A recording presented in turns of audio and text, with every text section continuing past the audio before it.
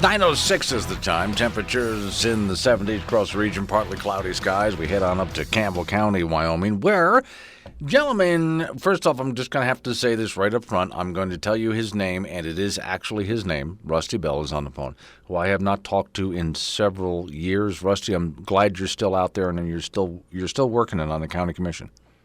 Yeah, great. Thanks, Glenn, for having me. And yep, that is my name. Okay, now that we got that out of the way, well, you always have to qualify that, don't you? I mean, when you introduce... Yeah, I do. Yeah, okay. Introduce yourself, you have to stop and go, no, that's really it. No, seriously. Okay, so, I always tell people, a little personal note between you and I, Glenn Woods, I always picked on my mom for naming me that because a Glen is an open field. So my name is literally, I am a walking contradiction in terms. Yeah, okay. So let's bring this up here. You're Campbell County Commissioner for how long now? This is my fifth year. Fifth year, my okay. Second term, yep. Yeah. I'm chairman this year. So you're just now getting the gist of how things work, right?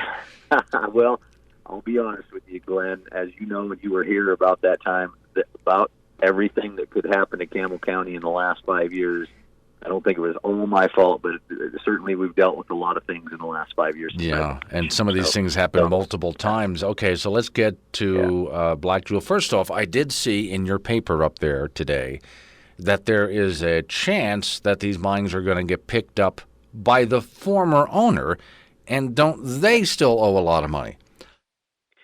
I'm not sure about so that is good news, what we're hearing this morning. And I think it was maybe some of the miners' hope is, and when we talk about whether they owe a lot of money, I think Contour, what maybe you're referring to, is that they actually hold the reclamation bonds. Yes, they do. On these two mines, and so those are bonds. I don't know what the actual dollar figure is that they actually owe on that, but I think it was like $250 million or something like that. It's a huge number.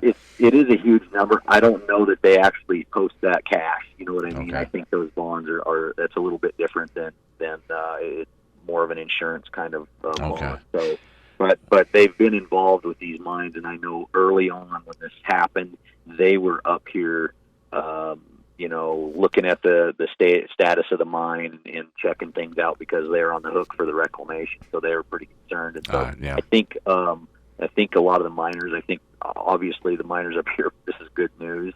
We're going to find out a little bit more later this afternoon, but it sounds like if they're a stalking horse bidder, that is a good thing.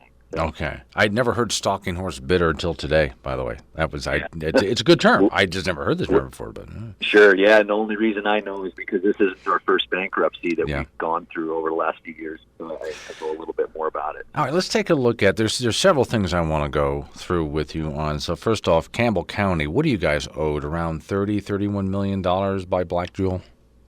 It's around that number, and that would be probably adding in, some of the way that counties collect taxes is very unique, and we've found it certainly burdensome. So we are owed, around that $30 million somewhere in there. Yeah, and Glenn, I would love to be able to explain this to people that when it says the counties are owed that, we're required to through statute to collect the taxes that through ad valorem.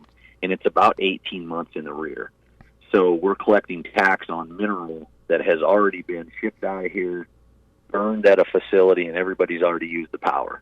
So it's not like we can go out and put a lien on a piece of equipment, because most of the time, almost always, they actually pay their tax on their property tax, but they haven't paid their tax on their mineral royalties, which you can't just go out and take that because of So now, what I've been saying here on the air is this is the concern I have for Campbell County, as not just the government but the citizens of Campbell County.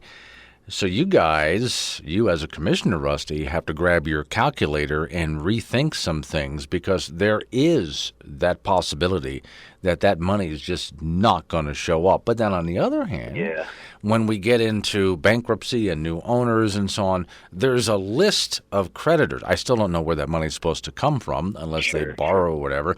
But now you guys got to make sure you're top of the list. Yeah.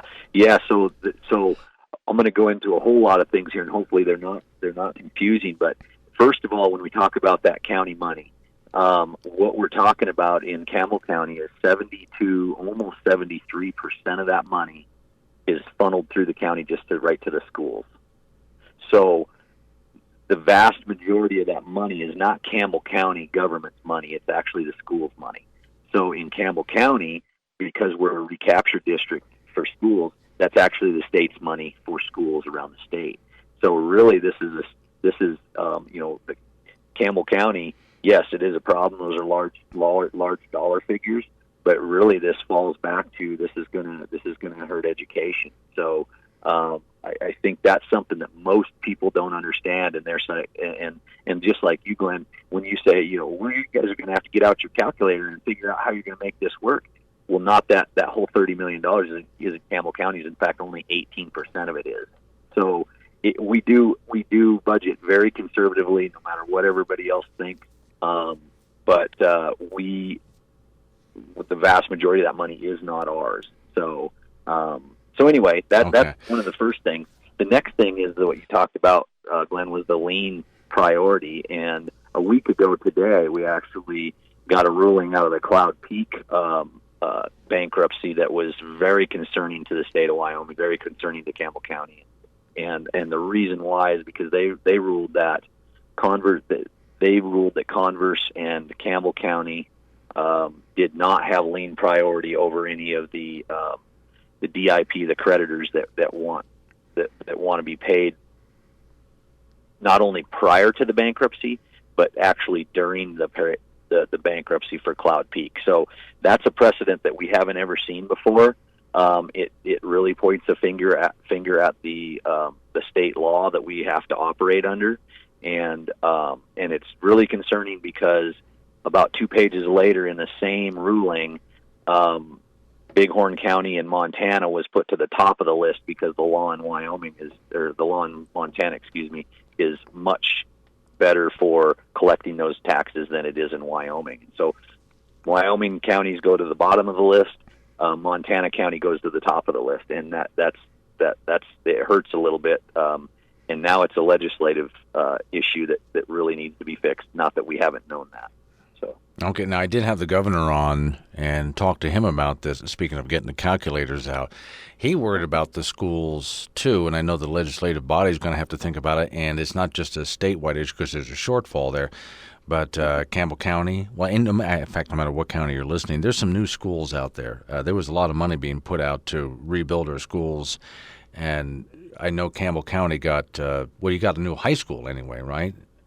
Yeah. Out of that, yeah. So, boy, this this could also hurt. I don't mean to bring you down, Rusty, but no. it is what it is. It is. I take a look at this and I think you guys just crawled out of a major bust, which was felt across not just the state but the region, and just when things are looking good again, here we go again. So you've already been down this road. So I wonder here. I'll throw two things at you. One is a population decrease.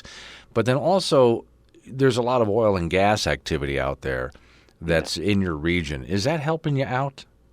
Yeah, I think really we're very fortunate that the current administration, put in a lot of implemented policies that were favorable to certainly the oil and gas extraction industry, and a lot of those things have done real well in Campbell County, northern Converse County. And one of the things that has helped Campbell County and the state probably is that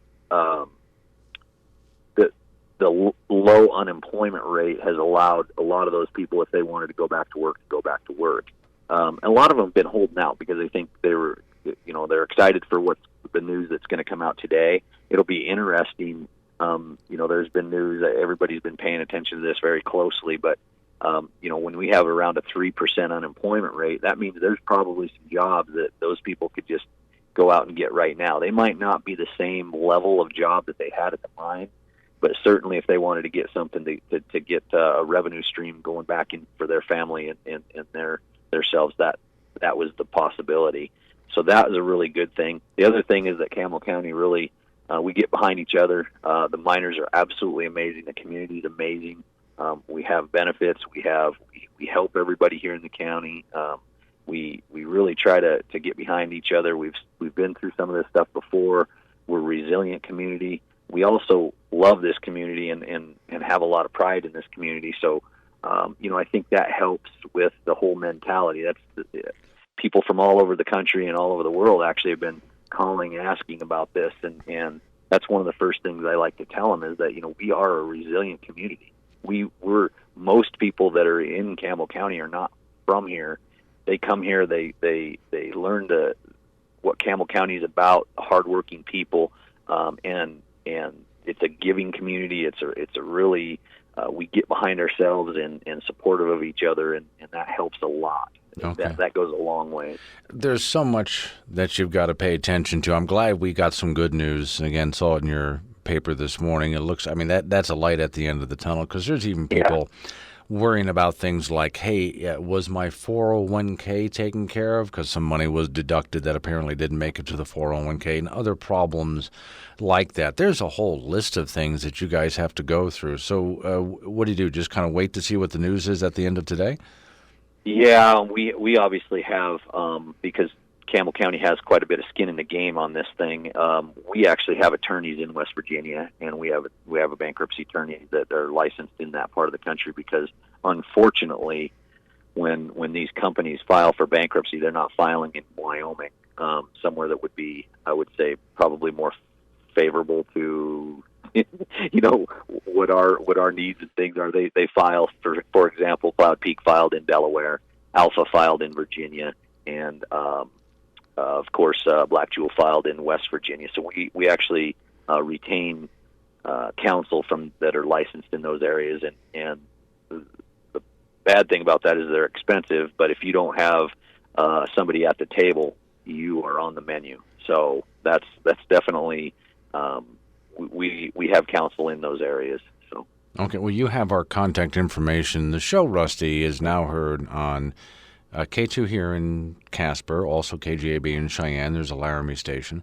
I'm getting calls from Gillette all the way down to Denver and just as far east and west. So now that you know what our reach is like, you go ahead, and as soon as you get any more information or something you think that we need to know, just go ahead and call the lady Alex, contact us, and we'll make sure to get you on the air, because I want to hear that information firsthand, get it across the state. Okay, that sounds great. I appreciate it, Glenn. Yeah, great to talk to you again. Yeah, thank you. Good to catch up. I appreciate it, and I look forward to coming back on the show again. All right, 9:19 is the time.